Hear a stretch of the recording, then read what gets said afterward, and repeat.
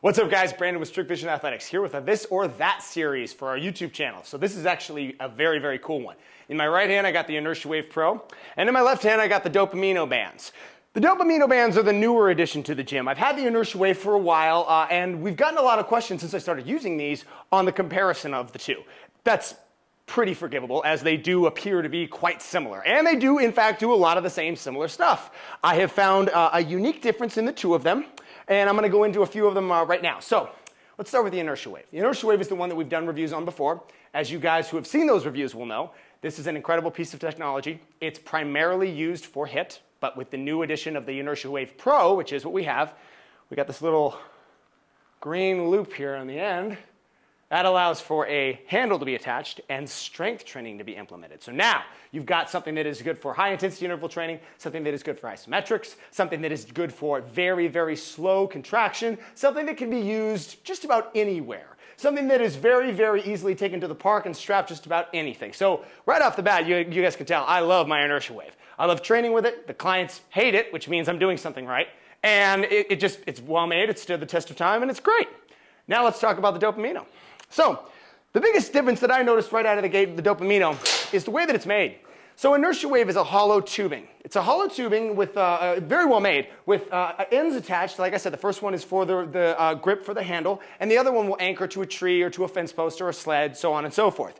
The Dopamineo is one solid piece. It's literally a piece of rubber that goes all the way through. Now, what it does not have, let's start with that. The Dopamineo does not have handles in any way, shape, or form. You have to tie these knots onto the ends. It furthermore does not have any anchoring ability. You have to wrap this around something. So my first and most evident critique of the Dopamineo bands would be those two things. You got to figure out a way to get some handles on here, and you got to figure out a way to include some kind of a, anchor here, something like it would be a little bit difficult to do with a band because this is one continuous band, and that is a difference between the two. The Inertia Wave is one anchor point to one handle or one grip, depending on what you're doing, and there are two bands that work apart from one another. They have their own force that they create. The Dopamineo bands are continuous, and they're one. And that goes in, I'm sure, to the idea of what exactly they're supposed to do. For HIIT training, I first found these, Khabib, one of my all-time favorite fighters, he was using these. And I reached out to the company, kind of got a overarching view of what it is they do. They do a lot of the same stuff that this does, but the technique on these is quite different. First and foremost, the technique on the Inertia Wave, the wave should be tight. You should have created this wave that came from it being as tight as a rope. Dopamineo is not that way. Dopamineo is a much looser feeling, and it's designed for more mobility drills. It's designed for HIIT, and when you guys see this, you'll see the difference between the two when we do the movements. This thing is a killer for HIIT training. There are movements that you can do with this that you would not do with the Inertia Wave, and vice versa. They are not necessarily better or worse in the category of movements that can be accomplished, but they are different. My personal favorites on these, I love doing jumping jacks, just really high intensity interval training jumping jacks. I love throwing crossover hooks with these. I think it's great. I love that this can kind of act as my boxing instructor, if you will. In our gym, we don't do a lot of fight training. I don't have heavy bags. I don't do that sort of thing. We're a strength and conditioning facility first and foremost. But this is a really good way to kind of tap into that energy. You can throw some punches. You can just really kind of engage with these. And I love the way they feel. Again, the make and the model of them, I think there's some room for improvement.